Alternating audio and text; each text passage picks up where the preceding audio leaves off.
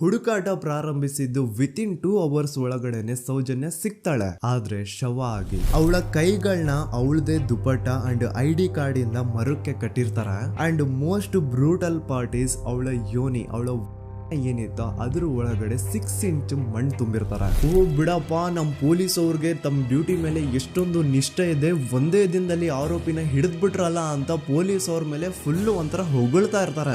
ಆದ್ರೆ ಪಾಪ ಜನರಿಗೆ ಎಲ್ಲಿ ಗೊತ್ತಿತ್ತು ಈ ಕೇಸ್ ನ ರಿಯಲ್ ಆರೋಪಿ ಬೇರೆ ಯಾರೋ ಇದಾರೆ, ಪೊಲೀಸ್ ಅವರೇ ಈ ಕೇಸ್ ನ ಮಿಸ್ಲೀಡ್ ಮಾಡೋದಕ್ಕೆ ಸುಮ್ನೆ ಸಂತೋಷ್ನ ಅರೆಸ್ಟ್ ಮಾಡಿದ್ದಾರೆ ಅಂತ. ಪೊಲೀಸ್ ಅವರು ಈ ಕೇಸ್ ಅಲ್ಲಿ ಕರಪ್ಟ್ ಆಗಿದ್ದಾರೆ, ಪೊಲೀಸ್ ಅವರೇ ಸತ್ಯ ಮುಚ್ಚಿಡ್ಲಿಕ್ಕೆ ಟ್ರೈ ಮಾಡ್ತಿದ್ದಾರೆ. ಹಾಗಾಗಿ ಈ ಕೇಸ್ ನ ಇನ್ಮುಂದೆ ಪೊಲೀಸ್ ಅವರಲ್ಲದೆ CBI ಅವರು ಇನ್ವೆಸ್ಟಿಗೇಷನ್ ಮಾಡಬೇಕು, ಈ ಕೇಸ್ ನ CBI ಒಪ್ಸಿ ಅಂತ ಅಗೇನ್ ಪ್ರೊಟೆಸ್ಟ್ ಗಳು ಸ್ಟಾರ್ಟ್ ಆಗ್ತವೆ. ಸೌಜನ್ಯ ಕೇಸ್ ಒಂದೇ ಅಲ್ಲ, ನಾರಾಯಣ ಹಾಗೂ ಯಮುನಾ ಕೇಸಲ್ಲೂ, ವೇದವಲ್ಲಿ ಕೇಸಲ್ಲೂ, ಆ ಬ್ಯಾಂಕ್ ಮ್ಯಾನೇಜರ್ ನ ಕೇಸಲ್ಲೂ ಹಾಗೂ ಪದ್ಮಲತಾ ಕೇಸಲ್ಲೂ ಸೀದಾ ಡೈರೆಕ್ಟ್ ಡೌಟ್ ಬರೋದೆ ಊರಿನ ಗೌಡ್ರ ಮೇಲೆ. ಸೌಜನ್ಯ ಕೇಸ್ ಬಿಟ್ಟು ಆ ಇನ್ನೊಂದು ಕೇಸ್ ಯಾವುದು, ಅದಕ್ಕೂ ಸಂತೋಷ್ಗೂ ಏನ್ ಸಂಬಂಧ, ಅದ್ರಲ್ಲಿ ಯಾಕೆ ಸಂತೋಷ್ನ ಪೊಲೀಸ್ ಅವರು ಫಿಟ್ ಮಾಡಿದ್ರು ಅಂತ ಪ್ರತಿಯೊಂದು ಹೇಳ್ತೀನಿ. ನಾನು ಈ ಚಾನೆಲ್ ನ ಸ್ಟಾರ್ಟ್ ಮಾಡ್ದಾಗಿಂದ one of the most requested video ಬಂದು ಸೌಜನ್ಯ ಕೇಸ್ ಬಗ್ಗೆ. ಸರಿ, ನಮ್ ದೂತ ಸಭೆಯ ಪ್ರಜೆಗಳು ಇಷ್ಟೊಂದು ಕೇಳ್ತಿದಾರಲ್ಲ, ಈ ಒಂದು ಕೇಸ್ ಬಗ್ಗೆ ವಿಡಿಯೋ ಮಾಡುವ ಅಂತ ಸೌಜನ್ಯ ಕೇಸ್ ಬಗ್ಗೆ ನಾನು ರಿಸರ್ಚ್ ಸ್ಟಾರ್ಟ್ ಮಾಡಿದೆ. ಅಂಡ್ ಟ್ರಸ್ಟ್ ಮೀ, ಎಷ್ಟೊಂದು ಕಾಂಪ್ಲೆಕ್ಸ್ ಈ ಒಂದು ಕೇಸ್ ಇದೆ ಅಂತಂದ್ರೆ ನನ್ ತಲೆನೇ ಕೆಟ್ಬಿಡ್ತು. ಬಟ್ ಡೋಂಟ್ ವರಿ, ನಿಮ್ಗಂತೂ ಪ್ರತಿ ಒಂದನ್ನ ತುಂಬಾ ಸಿಂಪಲ್ ಆಗಿ ಅರ್ಥ ಮಾಡಿಸ್ತೇನೆ. ಅನ್ಕೊಳ್ಳಿ, ಒಂದು ಊರು, ಆ ಊರಲ್ಲಿ ಒಂದು ಗೌಡ್ರ ಕುಟುಂಬ ಇದೆ. ಅಂಡ್ ಆ ಗೌಡ್ರ ಕುಟುಂಬ ತುಂಬಾನೇ ಪವರ್ಫುಲ್, ಲೈಕ್ ನಾವು ಮೂವೀಸ್ ಅಲ್ಲಿ ನೋಡ್ತೀವಲ್ಲ ಹಂಗೆ. ಸೊ ಗೌಡ್ರು ಊರು ಬಂದು ಧರ್ಮಸ್ಥಳ ಅಂತ. ಆ ಒಂದು ಊರಲ್ಲಿ ಇವ್ರಿಗೆ ಸಖತ್ ಕಂಟ್ರೋಲ್ ಇರುತ್ತೆ. ಈವನ್ ಅದೇ ಒಂದು ರೀಜನ್ ಅಲ್ಲಿ ಇರುವಂತಹ ಒಂದು ತುಂಬಾನೇ ಪಾಪ್ಯುಲರ್ ದೇವಸ್ಥಾನನು ಸಹ ಇವರೇ ಕಂಟ್ರೋಲ್ ಮಾಡ್ತಿರ್ತಾರೆ. ಆ ಒಂದು ದೇವಸ್ಥಾನ ಇಂದ ಈ ಗೌಡ್ರ ಕುಟುಂಬಕ್ಕೆ ಎಷ್ಟೊಂದು ದುಡ್ಡು ಬರ್ತಾ ಇರುತ್ತೆ ಅಂತಂದ್ರೆ, ಅದೇ ದುಡ್ಡಲ್ಲಿ ಇವರು ಬೇಜನ್ ಪ್ರೈವೇಟ್ ಪ್ರೈಮರಿ ಅಂಡ್ ಹೈಸ್ಕೂಲ್ಸ್ ನ ಸ್ಥಾಪನೆ ಮಾಡಿರ್ತಾರೆ, ಬೇಜನ್ ಪ್ರೈವೇಟ್ ಮೆಡಿಕಲ್ ಕಾಲೇಜಸ್ ಇರ್ತವೆ, ಅಂಡ್ ಬೇಜನ್ ಪ್ರೈವೇಟ್ ದೊಡ್ಡ ಹಾಸ್ಪಿಟಲ್ಸ್ ಇರ್ತವೆ. ಒಟ್ಟಲ್ಲಿ ಹೇಳ್ಬೇಕು ಅಂತಂದ್ರೆ ದುಡ್ಡಿನ ಸುರಿಮಳೆ ಇವ್ರಿಗೆ. ನೋಡಿ, ನಮ್ಮ ಭಾರತ ದೇಶದಲ್ಲಿ ಒಂದು ಕಾನೂನಿದೆ, ದ ರಿಲಿಜಿಯಸ್ ಎಂಡೋಮೆಂಟ್ ಆಕ್ಟ್ 1863 ಅಂತ. ಬೇಸಿಕಲಿ ಈ ಒಂದು ಕಾನೂನು ಏನ್ ಹೇಳುತ್ತೆ ಅಂತಂದ್ರೆ, ಭಾರತದಲ್ಲಿ ಯಾವ್ದೆಲ್ಲ ಹಿಂದೂ ಟೆಂಪಲ್ಸ್ ಇದಾವೋ ಅವೆಲ್ಲ ಗವರ್ಮೆಂಟ್ ಪ್ರಾಪರ್ಟಿ. ಆ ಹಿಂದೂ ಟೆಂಪಲ್ಸ್ ನ ಮ್ಯಾನೇಜ್ಮೆಂಟ್ ಎಲ್ಲ ಗವರ್ಮೆಂಟ್ ಕೈಗೆ ಹೋಗಿ ಗವರ್ಮೆಂಟ್ ಡಿಸೈಡ್ ಮಾಡುತ್ತೆ ಆ ಮ್ಯಾನೇಜ್ಮೆಂಟ್ ಅಲ್ಲಿ ಯಾರ್ ಕೆಲ್ಸಕ್ಕೆ ಇರಬೇಕು, ಯಾರ್ ಕೆಲ್ಸಕ್ಕೆ ಇರಬಾರ್ದು, ಅಂಡ್ ಆ ಟೆಂಪಲ್ ಇಂದ ಬರ್ತಿರುವಂತಹ ಡೊನೇಷನ್ ಅಮೌಂಟ್ ನ ಏನ್ ಮಾಡಬೇಕು ಅಂತ. ಸೊ ಈ ಒಂದು ಕಾನೂನಿನ ಪ್ರಕಾರ ಗವರ್ಮೆಂಟ್ ಇಂಡಿಯಾದಲ್ಲಿ ಇರುವಂತಹ ಆಲ್ಮೋಸ್ಟ್ ಎಲ್ಲಾ ಹಿಂದೂ ಟೆಂಪಲ್ಸ್ ನ ತನ್ನ ಕಂಟ್ರೋಲ್ ಅಲ್ಲಿ ತಗೋತಾ ಇರ್ಬೇಕಾದ್ರೆ ಗವರ್ಮೆಂಟ್ ಅಫಿಷಿಯಲ್ಸ್ ಧರ್ಮಸ್ಥಳ ಶ್ರೀ ಮಂಜುನಾಥ ದೇವಸ್ಥಾನಕ್ಕೂ ರೀಚ್ ಔಟ್ ಮಾಡ್ತಾರೆ. ಅಂಡ್ ಆಗ ಇಷ್ಟು ದಿನ ಟೆಂಪಲ್ ನ ಕಂಟ್ರೋಲ್ ಮಾಡ್ತಿದ್ದಂತಹ ಆ ಗೌಡ್ರ ಕುಟುಂಬ ಏನ್ ಹೇಳುತ್ತೆ ಗೊತ್ತಾ, ಇಲ್ಲ ಇದು ಹಿಂದೂ ಟೆಂಪಲ್ ಅಲ್ಲ, ಇದು ಜೈನ್ ಫ್ಯಾಮಿಲಿಗೆ ಬಿಲಾಂಗ್ ಮಾಡುವಂತಹ ಒಂದು ಪ್ರೈವೇಟ್ ಟೆಂಪಲ್ ಅಂತ ಹೇಳ್ತಾರೆ. ನಾನು ಇಷ್ಟು ದಿನ ಧರ್ಮಸ್ಥಳ ಶ್ರೀ ಮಂಜುನಾಥ ದೇವಸ್ಥಾನ ಒಂದು ಹಿಂದೂ ಟೆಂಪಲ್ ಅಂತ ಅನ್ಕೊಂಡಿದ್ದೆ. ಆದ್ರೆ ಈಗಷ್ಟೇ ನನಗೂ ಗೊತ್ತಾಗಿದ್ದು ಇದು ಹಿಂದೂ ಟೆಂಪಲ್ ಅಲ್ಲ, ಇದು ಒಂದು ಜೈನ್ ಫ್ಯಾಮಿಲಿಗೆ ಬಿಲಾಂಗ್ ಮಾಡುವಂತಹ ಪ್ರೈವೇಟ್ ಜೈನ್ ಟೆಂಪಲ್ ಅಂತ. ಸೊ ಹೀಗಾಗಿ ಗವರ್ಮೆಂಟ್ ಅಫಿಷಿಯಲ್ಸ್ ಏನೂ ಮಾಡಕ್ಕಾಗದೆ ಇವತ್ತಿನವರೆಗೂ ಈ ಒಂದು ಧರ್ಮಸ್ಥಳ ಶ್ರೀ ಮಂಜುನಾಥ ದೇವಸ್ಥಾನನ ಒಂದು ಪ್ರೈವೇಟ್ ಟ್ರಸ್ಟ್ ನಡೆಸ್ಕೊಂಡು ಹೋಗ್ತಿದೆ. ಅಂಡ್ ಆ ಪ್ರೈವೇಟ್ ಟ್ರಸ್ಟ್ ನ ಓನರ್ ಯಾರು, ಅದೇ ಗೌಡ್ರ ಕುಟುಂಬ.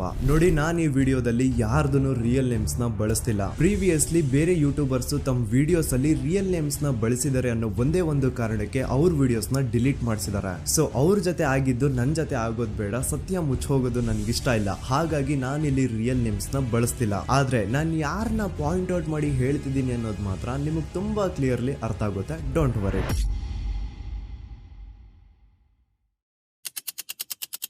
ದಿನಾಂಕ 9/10/2012. A very normal day for everyone except Soujanya.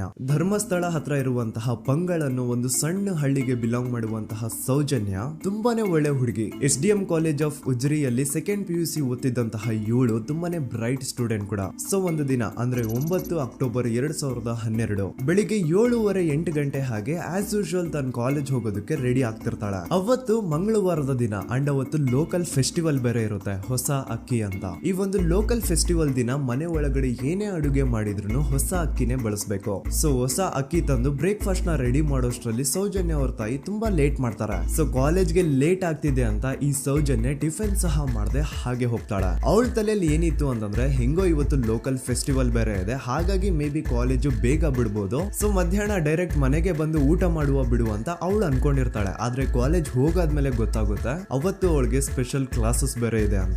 Soujanya breakfast ಕೂಡ ಮಾಡಿರಲ್ಲ ಅಂಡ್ ಲಂಚ್ ಬಾಕ್ಸ್ ಕೂಡ ತಂದಿರಲ್ಲ. ಹಾಗಾಗಿ ಲಂಚ್ ಟೈಮ್ ಅಲ್ಲಿ ಸೌಜನ್ಯನ ಒಬ್ಳು ಫ್ರೆಂಡ್ ಜಾನ್ವಿ ತಾನ್ ತಂದಿರುವಂತಹ ಲಂಚ್ ಬಾಕ್ಸ್ ಅಲ್ಲಿ ಒಂದಿಷ್ಟು ಲಂಚ್ ನ ಆಫರ್ ಮಾಡ್ತಾಳೆ. ಆದ್ರೆ ಸೌಜನ್ಯ ಪರವಾಗಿಲ್ಲ ನೀನ್ ತಿನ್ನು, ನಾನ್ ಮನೆಗೆ ಹೋಗ್ಬಿಟ್ಟು ಊಟ ಮಾಡ್ಕೊಂತೀನಿ ಅಂತ ಹೇಳ್ತಾಳೆ. ಸುಮಾರು ಮಧ್ಯಾಹ್ನದ 3:45ಕ್ಕೆ ಕಾಲೇಜ್ ಬಿಡುತ್ತೆ.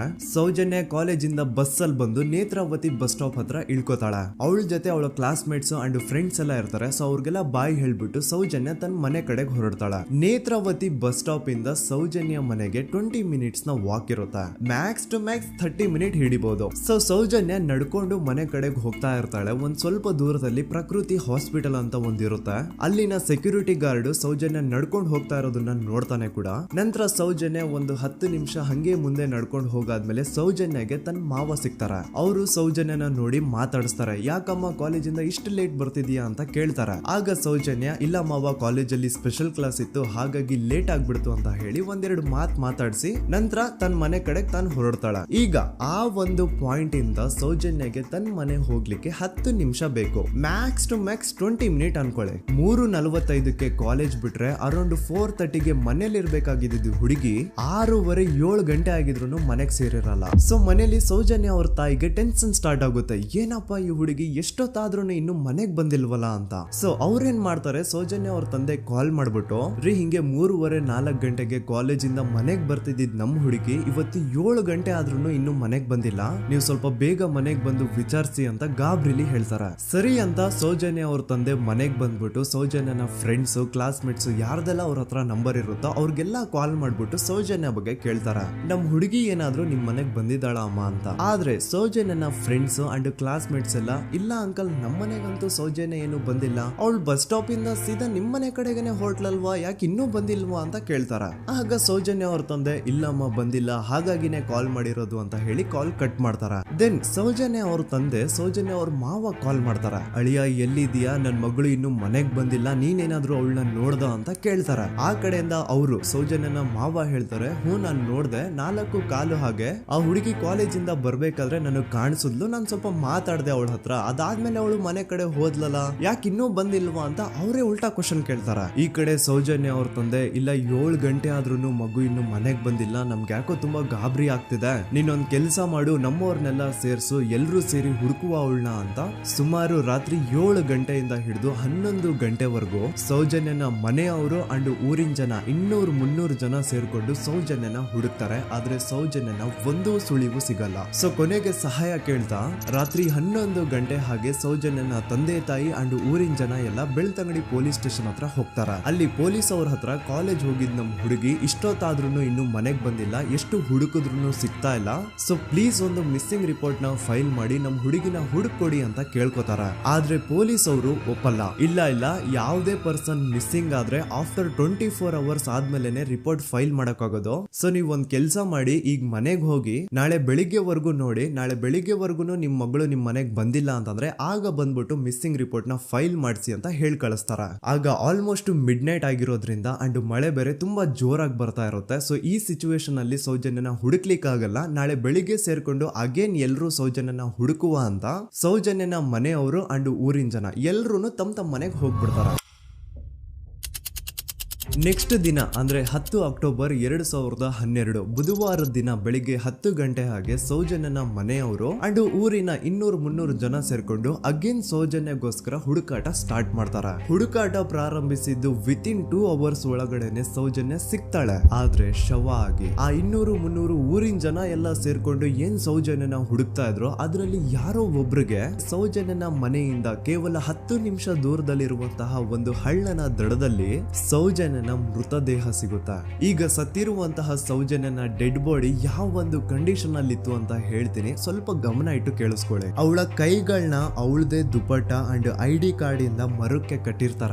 ಅವಳ ಬಾಡಿ ಎಲ್ಲ ನೇಕೆಡ್ ಇರುತ್ತೆ, ಮೈ ಮೇಲೆ ಸರಿಯಾದ ಬಟ್ಟೆ ಇರಲ್ಲ, ಮೈ ಮೇಲೆ ಮಲ್ಟಿಪಲ್ ಕಟ್ ಮಾರ್ಕ್ಸ್ ಇರುತ್ತೆ, ತುಂಬಾ ಜೋರಾಗಿ ಹೊಡೆದಿರುವಂತಹ ಗಾಯಗಳು ಮೈ ಮೇಲೆ ಎದ್ದು ಕಾಣಿಸ್ತಿರ್ತವೆ. ಅವಳ ರಿಪ್ಸ್ ಎದೆ ಭಾಗದ ಮೂಳೆಗಳೆಲ್ಲ ಮುರಿದು ಹೋಗ್ಬಿಟ್ಟಿರ್ತವೆ. And most brutal part is ಅವಳ ಯೋನಿ, ಅವಳ ಏನಿತ್ತು ಅದ್ರ ಒಳಗಡೆ 6 ಇಂಚ್ ಮಣ್ಣು ತುಂಬಿರ್ತಾರೆ. ಆ ಬಾಡಿ ಕಂಡೀಷನ್ ನ ನೋಡಿದಾದ್ಮೇಲೆ ಒಂದಂತೂ ತುಂಬಾ ಕ್ಲಿಯರ್ ಆಗಿ ಅರ್ಥ ಆಗುತ್ತೆ, ಅವಳನ್ನ ಯಾರೋ ತುಂಬಾ ಫೋರ್ಸ್ಫುಲಿ ಮಾಡಿ ನಂತರ ನಿರ್ದಯವಾಗಿ ಸಾಯಿಸಿದ್ದಾರೆ ಅಂತ. ಇಲ್ಲಿ ಕ್ರಿಮಿನಲ್ಸ್ ನ ಬುದ್ಧಿವಂತಿಕೆ ನೋಡಿ ಪೊಲೀಸ್ ಅವ್ರಿಗೆ ಏನೂ ಸುಳಿವು ಸಿಗ್ಬಾರ್ದು ಅಂತ ಅವಳ ಯೋನಿ ಒಳಗಡೆ 6 ಇಂಚ್ ಅಷ್ಟು ಮಣ್ಣು ತುಂಬ ಹೋಗಿರ್ತಾರೆ. ಸೊ ದೆನ್ ಪೊಲೀಸ್ ಅವ್ರಿಗೆ ವಿಷಯ ಗೊತ್ತಾಗುತ್ತೆ. ಅವರು ಸ್ಪಾಟ್ ಗೆ ಬಂದು ಸೌಜನ್ಯನ ಬಾಡಿನ ರಿಕವರ್ ಮಾಡಿ ಆ ಒಂದು ಸ್ಪಾಟ್ ನ ಕಂಪ್ಲೀಟ್ ಸೀಸ್ ಮಾಡ್ತಾರೆ.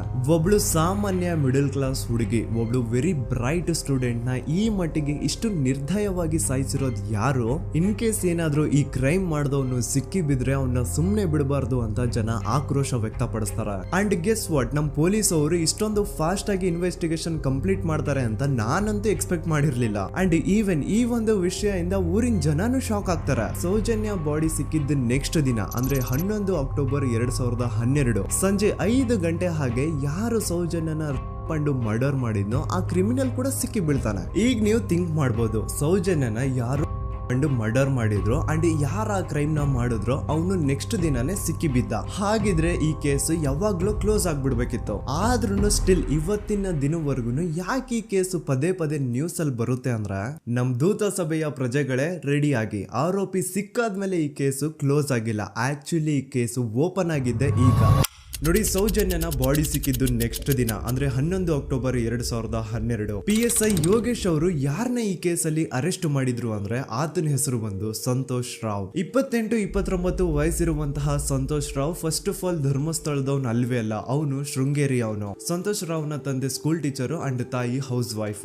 ಸಂತೋಷ್ ಮೊದ್ಲಿಂದನೂ ಒಂದ್ ಸ್ವಲ್ಪ ಮೆಂಟಲಿ ಇಲ್ಲಿರೋದ್ರಿಂದ ಅವನಿಗೆ ವಿದ್ಯೆ ಬರಹ ಅನ್ನೋದು ತಲೆಗೆ ಹೋಗಿರಲ್ಲ. ಹಾಗಾಗಿ ಅವನು ಶೃಂಗೇರಿಯಲ್ಲಿ ಒಂದು ಹೋಟೆಲ್ ಅಲ್ಲಿ ಕೆಲಸ ಮಾಡ್ತಿರ್ತಾನೆ. ಮೆಂಟಲಿ ಅನ್ಸ್ಟೇಬಲ್ ಇದ್ರೂ ಸಹ ಈತನಿಗೆ ದೇವ್ರ ಮೇಲೆ ಬಹಳ ನಂಬಿಕೆ ಇರುತ್ತೆ. ಹಾಗಾಗಿ ತಿಂಗಳಿಗೆ ಒಮ್ಮೆ ಆದ್ರೂ, ಅಟ್ಲೀಸ್ಟ್ 2 ತಿಂಗಳಿಗೆ ಒಮ್ಮೆ ಆದ್ರೂ ಈತ ಯಾವ್ದಾದ್ರು ಒಂದು ಪುಣ್ಯಕ್ಷೇತ್ರಕ್ಕೆ ವಿಸಿಟ್ ಮಾಡಿ ಬರ್ತಿರ್ತಾನೆ. ಹಾಗೇನೆ ಈ ಸತಿನೂ ಸಹ ಈತ ಧರ್ಮಸ್ಥಳಕ್ಕೆ ಬಂದಿರ್ತಾನೆ. ಇವನು ಧರ್ಮಸ್ಥಳಕ್ಕೆ ಬಂದಿದ್ದು ದಿನಾಂಕ 9 ಅಕ್ಟೋಬರ್ 2012. ಈ ದಿನಾಂಕನ ಸ್ವಲ್ಪ ನೋಟ್ ಮಾಡಿ ಇಟ್ಕೊಳ್ಳಿ, ಯಾಕಂತಂದ್ರೆ ಮುಂದೆ ಈ ಕೇಸಲ್ಲಿ ಇದೇ ಮೇಜರ್ ಟರ್ನಿಂಗ್ ಪಾಯಿಂಟ್. ಸೊ ಸೌಜನ್ಯನ ಡೆತ್ ಆಗಿಂತ ಒಂದು ದಿನ ಹಿಂದೆ ಧರ್ಮಸ್ಥಳಕ್ಕೆ ಬಂದಿರುವಂತಹ ಸಂತೋಷ್ ರಾವ್ಗೆ ಎಲ್ಲೂ ಉಳ್ಕೊಳ್ಳಿಕ್ಕೆ ಹೋಟೆಲ್ ಅಲ್ಲಿ ಅಥವಾ ಲಾಡ್ಜ್ ಅಲ್ಲಿ ರೂಮ್ ಸಿಗಲ್ಲ. ರೀಸನ್ ಇಷ್ಟೇ, ಸಂತೋಷ್ ರಾವ್ ನೋಡ್ಲಿಕ್ಕೆ ಸ್ವಲ್ಪ ಮೆಂಟಲಿ ಅನ್ಸ್ಟೇಬಲ್ ಪರ್ಸನ್ ತರ ಇರ್ತಾನೆ. ಅವನ ಅವತಾರ, ಅವನ ವೇಷಭೂಷಣ ಅಷ್ಟು ಸರಿ ಇರಲ್ಲ. ಹಾಗಾಗಿ ಇವನ್ಗೆ ಯಾವುದೇ ಒಂದು ಹೋಟೆಲ್ ಅಲ್ಲಿ ಅಥವಾ ಲಾಡ್ಜ್ ಅಲ್ಲಿ ಎಲ್ಲಿನೂ ರೂಮ್ ಸಿಗಲ್ಲ. ಸೊ ಉಳ್ಕೊಳ್ಳೋಕೆ ಜಾಗ ಸಿಗದೆ ಇವನೇನ್ ಮಾಡ್ತಾನೆ, ಅಲ್ಲೇ ಹತ್ರದಲ್ಲಿರುವಂತಹ ಬಾಹುಬಲಿ ಬೆಟ್ಟಕ್ಕೆ ಹೋಗಿ ಅಲ್ಲಿರುವಂತಹ ಬಾಹುಬಲಿ ಸ್ಟ್ಯಾಚು ಹತ್ರನೇ ಆಶ್ರಯ ತಗೊಳ್ತಾನೆ. ಅಂಡ್ 1-2 ದಿನ ಅವನು ಅಲ್ಲೇ ಉಳ್ಕೋತಾನೆ ಕೂಡ. ಡೇ ಟೈಮ್ ಅಲ್ಲಿ ಧರ್ಮಸ್ಥಳಕ್ಕೆ ಬಂದು ಧರ್ಮಸ್ಥಳ ಶ್ರೀ ಮಂಜುನಾಥ ದೇವಸ್ಥಾನದಲ್ಲಿದ್ದು ಅಲ್ಲೇ ಪ್ರಸಾದ ಊಟ ಎಲ್ಲ ಮಾಡಿ ನಂತರ ನೈಟ್ ಆಗ್ತಿದ್ದಂಗೆ ಬಾಹುಬಲಿ ಬೆಟ್ಟಕ್ಕೆ ಹೋಗಿ ಆ ಸ್ಟ್ಯಾಚು ಹತ್ರನೇ ಮಲ್ಕೊಳ್ತಿರ್ತಾನೆ. ಸೊ ಒಂದು ದಿನ ಅಂದ್ರೆ 11 ಅಕ್ಟೋಬರ್ 2012 ಸಂಜೆ 5 ಗಂಟೆ ಹಾಗೆ ಈ ಸಂತೋಷ್ ರಾವ್ ತನ್ನ ಪಾಡಿಗೆ ತಾನು ಆ ಬೆಟ್ಟದ ಮೇಲೆ ಕೂತ್ಕೊಂಡು ಸೀನರೀಸ್ ನ ಎಂಜಾಯ್ ಮಾಡ್ತಾ ಇರಬೇಕಾದ್ರೆ ಯಾರೋ ಅದೇ ಊರಿನ 5 ಜನ ಕಿಡಿಗೇಡಿಗಳು ಬಂದು ಇವನ್ ಹತ್ರ ಜಗಳ ತೆಗಿತಾರ. ಈ 5 ಜನ ಯಾರು ಅಂತ ನಂತರ ಹೇಳ್ತೀನಿ. ಸೊ ಈ 5 ಜನ ಕಿಡಿಗೇಡಿಗಳು ಸಂತೋಷ್ ರಾವ್ ಹತ್ರ ಜಗಳ ತೆಗೆದು ಅವನ್ನ ಅವಾಚ್ಯ ಶಬ್ದಗಳಿಂದ ಬೈದು ಅವನ್ನ ಹೊಡೆದು, ಅಷ್ಟೇ ಸಾಲದೆ ಆ 5 ಜನ ಸಂತೋಷ್ ರಾವ್ನ ಪೊಲೀಸ್ ಸ್ಟೇಷನ್ಗೆ ಎಳ್ಕೊಂಡ್ ಬಂದು ಇವನು ನಾವು ಬಾಹುಬಲಿ ಬೆಟ್ಟಕ್ಕೆ ಅಂತ ಹೋಗಿದ್ರೆ ಅಲ್ಲಿ ನಮ್ಮ ಮೇಲೆ ಅಟ್ಯಾಕ್ ಮಾಡ್ದ, ಇವ್ನು ನೋಡ್ಲಿಕ್ಕೂ ಸಹ ಒಳ್ಳೆ ಸೈಕೋ ಕಿಲ್ಲರ್ ಇದ್ದಂಗಿದಾನೆ, ನಮ್ಗೆ ಯಾಕೋ ನಿನ್ನೆ ನಮ್ಮ ಊರಲ್ಲಿ ನಡೆದಿರುವಂತಹ ಘಟನೆ ಆ ಸೌಜನ್ಯನ ಪಂಡು ಮರ್ಡರ್ ಇವನೇ ಮಾಡಿದಾನೆ ಅಂತ ಡೌಟ್ ಬರ್ತಿದೆ ಅಂತ ಆ 5 ಜನ ಕಿಡಿಗೇಡಿಗಳು ಸಂತೋಷ್ ರಾವ್ನ ಪೊಲೀಸ್ ಅವ್ರ ಹತ್ರ ಹಾಕೊಡ್ತಾರ. ಅಂಡ್ ಪೊಲೀಸ್ ಅವ್ರು ಕೂಡ ಎಂತವ್ರು ನೋಡಿ, ಯಾರೋ 5 ಜನ ಕಿಡಿಗೇಡಿಗಳು ಬಂದು ಇವನೇ ಕೊಲೆ ಮಾಡಿದಾನೆ ಅಂತ ಹೇಳಿದ ತಕ್ಷಣ ಹಿಂದೆ ಮುಂದೆ ಕ್ರಾಸ್ ಚೆಕ್ ಮಾಡದೆ ಸಂತೋಷ್ ರಾವ್ನ ಅರೆಸ್ಟ್ ಮಾಡಿ ಸೌಜನ್ಯ ಕೇಸ್ನ ಆರೋಪಿ ಸಿಕ್ಕಿದಾನೆ ಅಂತ ಎಲ್ಲಾ ಕಡೆ ಘೋಷಣೆ ಮಾಡ್ಬಿಡ್ತಾರ. ಜನರಿಗೆ ಈ ಕಡೆ ಒಂಥರ ನೆಮ್ಮದಿ, ಓ ಬಿಡಪ್ಪ ನಮ್ ಪೊಲೀಸ್ ಅವ್ರಿಗೆ ತಮ್ಮ ಡ್ಯೂಟಿ ಮೇಲೆ ಎಷ್ಟೊಂದು ನಿಷ್ಠೆ ಇದೆ, ಒಂದೇ ದಿನದಲ್ಲಿ ಆರೋಪಿನ ಹಿಡಿದ್ಬಿಟ್ರಲ್ಲ ಅಂತ ಪೊಲೀಸ್ ಅವ್ರ ಮೇಲೆ ಫುಲ್ ಒಂಥರ ಹೊಗಳ್ತಾ ಇರ್ತಾರೆ.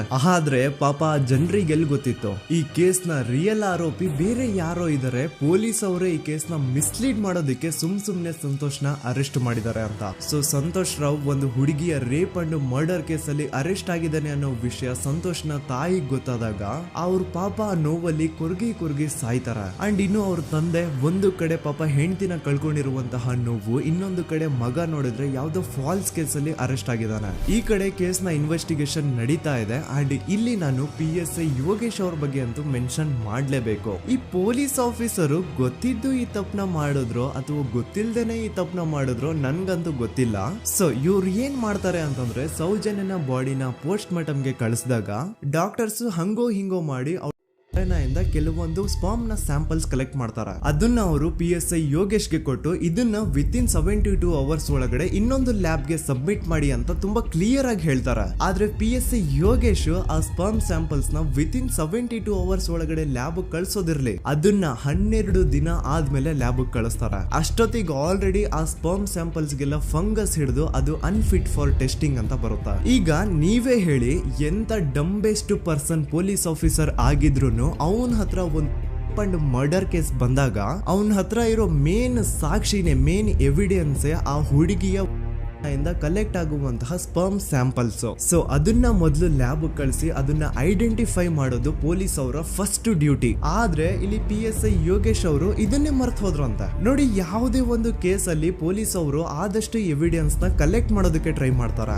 ಆದ್ರೆ ಈ ಒಂದು ಕೇಸ್ ಅಲ್ಲಿ ಮಾತ್ರ ಪೊಲೀಸ್ ಅವರು ಎವಿಡೆನ್ಸ್ ನ ಕಲೆಕ್ಟ್ ಮಾಡೋ ಬದಲಾಗಿ ಎವಿಡೆನ್ಸ್ ನ ಡಿಸ್ಟ್ರಾಯ್ ಮಾಡೋದ್ರಲ್ಲಿ ಮುಂದೆ ಇದ್ರು. ಅಷ್ಟೇ ಅಲ್ಲದೆ ಈ ಪೊಲೀಸ್ ಆಫೀಸರ್ ಸೇರ್ಕೊಂಡು ಸಂತೋಷ್ ರಾವ್ಗೆ ಸೆಲ್ ಅಲ್ಲಿ ಎಂತ ಟಾರ್ಚರ್, ಎಂತ ಹಿಂಸೆ ಕೊಡ್ತಾರೆ ಅಂದ್ರೆ ನೆನ್ಸ್ಕೊಂಡ್ರೆ ಮೈ ಜುಮ್ ಅನ್ನುತ್ತ. ಹೊಡಿಯೋದು, ಕೆಟ್ಟದಾಗ ಬೈಯೋದು, ಇದೆಲ್ಲ common. Most brutal parties Santosh ರಾವ್ನ ಪ್ಯಾಂಟ್ ಬಿಚ್ಚಿ ಅವನ ಪ್ರೈವೇಟ್ ಪಾರ್ಟ್ ಮೇಲೆ ಬಿಸಿ ಬಿಸಿ ಕುದೀತಾ ಇರುವಂತಹ ನೀರ್ ಚಲ್ತಾರ. ಈ ಕ್ರೈಮ್ ನೀನೇ ಮಾಡಿದ್ಯಾ ಅಂತ ಒಪ್ಕೋ, ಇಲ್ಲ ಅಂತಂದ್ರೆ ನಿನ್ನ ಸೆಲ್ ಒಳಗಡೆನೆ ಸಾಯಿಸ್ಬಿಡ್ತೀವಿ, ನಿನ್ನ ತಂದೆ ತಾಯಿ ಎಲ್ರು ಸಾಯಿಸ್ಬಿಡ್ತೀವಿ ಅಂತ ಬ್ಲಾಕ್ ಮೇಲ್ ಮಾಡ್ತಾರ. ನೋಡಿ, ಸಂತೋಷ್ ರಾವ್ ಜಾಗದಲ್ಲಿ ನನ್ನಂತ ನಿಮ್ಮಂತ ನಾರ್ಮಲ್ ಪರ್ಸನ್ ಯಾರಾದ್ರೂ ಇದ್ದಿದ್ರೆ ಪೊಲೀಸ್ ಅವರು ಕೊಡ್ತಿರುವಂತಹ ಹಿಂಸೆನ ತಡ್ಕೊಳಕ್ಕಾಗದೆ ಆ ಕ್ರೈಮ್ ಮಾಡಿಲ್ಲ ಅಂದ್ರೂ ಮಾಡಿದೀನಿ ಅಂತ ಒಪ್ಕೊಬಿಡ್ತಾ ಇದ್ವಿ. ಆದ್ರೆ ಸಂತೋಷ್ ರಾವ್ ಮೆಂಟಲಿ ಇಲ್ಲಿರೋದೇ ಅವನ್ಗೆ ಅಡ್ವಾಂಟೇಜ್ ಆಗೋಯ್ತು. ಪೊಲೀಸ್ಗಳು ಸಂತೋಷ್ ರಾವ್ಗೆ ಎಷ್ಟೇ ಹೊಡೆದ್ರು, ಎಷ್ಟೇ ಬೈದ್ರು, ಎಷ್ಟೇ ಬ್ಲಾಕ್ ಮೇಲ್ ಮಾಡಿದ್ರು ಸಂತೋಷ್ ರಾವ್ ಬಾಯಲ್ಲಿ ನಾನ್ ಈ ಕ್ರೈಮ್ ನ ಮಾಡಿಲ್ಲ ಅಂತಾನೆ ಬರುತ್ತೆ ಹೊರತು ಆ ಕ್ರೈಮ್ ನ ಅವನು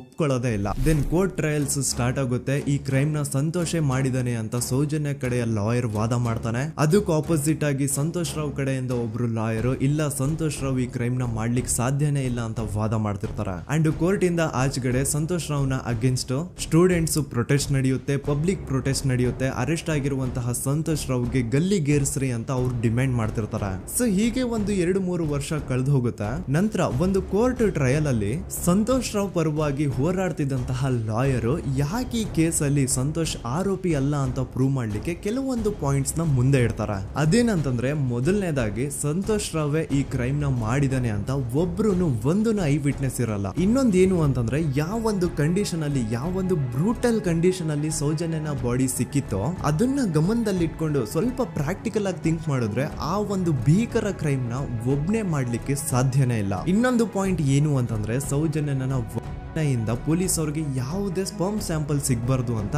6 ಇಂಚು ಅಷ್ಟು ಮಣ್ಣು ಹಾಕಿರ್ತಾರ. ಸೊ ಈಗ ನೀವೇ ಹೇಳಿ, ಮೆಂಟಲಿ ಇಲ್ಲಿರುವಂತಹ ಪರ್ಸನ್ಗೆ ಇಷ್ಟೊಂದು ಬುದ್ಧಿವಂತಿಕೆ ಇರುತ್ತಾ ಅನ್ಕೊಳ್ಳಿ. ಅಷ್ಟೊಂದು ಬುದ್ಧಿವಂತಿಕೆ ಅವ್ನಿಗಿದ್ರೂ ಆ ಕ್ರೈಮ್ ಮಾಡಾದ್ಮೇಲೆ ಅವನ ಊರಿಂದ ಓಡ್ ಹೋಗ್ಬೋದಾಗಿತ್ತು. ಆದ್ರೆ ಮತ್ತ್ಯಾಕೆ ಅವನು ಅದೇ ಊರಲ್ಲೇ ಇರ್ತಾನೆ. ಅಂಡ್ ಸೌಜನ್ಯ ಕೊನೆಯದಾಗಿ ಪ್ರಕೃತಿ ಹಾಸ್ಪಿಟಲ್ ಮುಂದ್ಗಡೆಯಿಂದ ನಡ್ಕೊಂಡು ಹೋಗ್ತಾ ಇರ್ಬೇಕಾದ್ರೆ ಆ ಪ್ರಕೃತಿ ಹಾಸ್ಪಿಟಲ್ ನ ಸೆಕ್ಯೂರಿಟಿ ಗಾರ್ಡ್ ನೋಡ್ತಾನೆ. ಅಂಡ್ ಪ್ರಕೃತಿ ಹಾಸ್ಪಿಟಲ್ ನ ಆಚೆಗಡೆ CCTV ಕ್ಯಾಮರಾನು ಇರುತ್ತೆ. ಸಡನ್ಲಿ ಆ CCTV ಫುಟೇಜ್ ಕೂಡ ಕಾಣೆ ಆಗ್ಬಿಡುತ್ತಾ. ಇನ್ನೊಂದೇನು ಅಂತಂದ್ರೆ, ಸೌಜನ್ಯನ ಮರ್ಡರ್ ಆಗಿದ್ದು ನೆಕ್ಸ್ಟ್ ದಿನಾನೇ ಪೊಲೀಸ್ ಅವರು ಆರೋಪಿನ ಹಿಡಿದ್ರು. ಸೊ ಹಾಗಿದ್ದಾಗ ಆ ಕಲೆಕ್ಟ್ ಮಾಡಿರುವಂತಹ ಸ್ಪರ್ಮ್ ಸ್ಯಾಂಪಲ್ಸ್ ನ ಲ್ಯಾಬ್ ಗೆ ಕಳಿಸಿ ಇವನೇ ಆರೋಪಿ ಅಂತ ಕನ್ಫರ್ಮ್ ಮಾಡೋ ಬದಲಾಗಿ ಯಾಕೆ ಪೊಲೀಸ್ ಅವರು ಆ ಸ್ಪರ್ಮ್ ಸ್ಯಾಂಪಲ್ಸ್ ನ ತಮ್ಮ ಹತ್ರನೇ ಇಟ್ಕೊಂಡು 12 ದಿನವರೆಗೂ ಅದಕ್ಕೆ ಫಂಗಸ್ ಹಿಡಿಯೋವರೆಗೂ ಕಾದು ಆಮೇಲೆ ಅದನ್ನ ಲ್ಯಾಬ್ ಕಳಿಸಿದ್ರು. ಅಂಡ್ ಮೇನ್ ಇಂಪಾರ್ಟೆಂಟ್ ಆಗಿ ಸಂತೋಷ್ ರಾವ್ಗೆ ಒಂದು ಗುಪ್ತ ರೋಗ ಇರುತ್ತೆ, ಅದೇ ಫಿಮೋಸಿಸ್ ಅಂತ. ಈ ಕಾಯಿಲೆ ಏನು ಅಂತ ನಾನು ಈ ವಿಡಿಯೋದಲ್ಲಿ ಡೀಟೇಲ್ಡ್ ಆಗಿ ಎಕ್ಸ್ಪ್ಲೈನ್ ಮಾಡ್ಲಿಕ್ಕೆ ಆಗಲ್ಲ. ಜಸ್ಟ್ ತಿಳ್ಕೊಳ್ಳಿ, ಈ ಒಂದು ಕಾಯಿಲೆ ಇರೋರು ಇಂಟಿಮಸಿ ಮಾಡ್ಲಿಕ್ಕೆ ಆಗಲ್ಲ. ಇನ್ ಕೇಸ್ ಮಾಡಿದ್ರು ಅವರು ಸುಖ ಅಲ್ಲ ನರಕ ಕಾಣ್ತಾರ.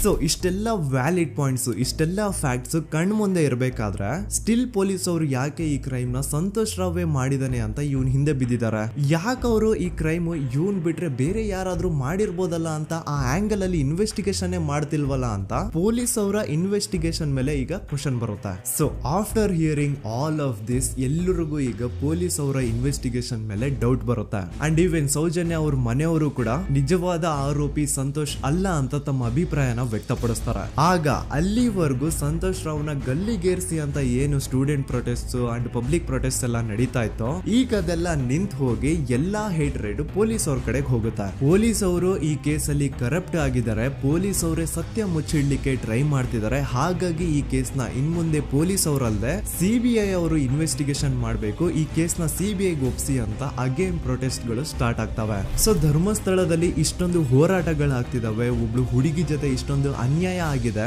ಆದ್ರೂ ಸಹ ಧರ್ಮಾಧಿಕಾರಿ ಏನು ಮಾತೇ ಆಡ್ತಿಲ್ವಲ್ಲ ಈ ಹುಡುಗಿ ಬಗ್ಗೆ ಅಂತ ಜನರು ಪ್ರಶ್ನೆ ಮಾಡಿದಾಗ ಆಗ ಧರ್ಮಾಧಿಕಾರಿನೂ ಜನರು ಮುಂದೆ ಬಂದ್ಬಿಟ್ಟು ಈ ಕೇಸ್ನ ಸಿಬಿಐ ಒಪ್ಸಿ ಅಂತ ಹೋರಾಟ ಮಾಡ್ತಾರ. ನಂತರ ಈ ಒಂದು ಕೇಸು ಪೊಲೀಸ್ ಅವರಿಂದ ಸಿಬಿಐ ಕೈಗೆ ಹೋಗುತ್ತೆ. ಸಿಬಿಐ ಕೈಗೆ ಹೋಗಿದ ತಕ್ಷಣ ಇಲ್ಲೇನು ಸತ್ಯ ಹೊರಗೆ ಬಂದಿಲ್ಲ.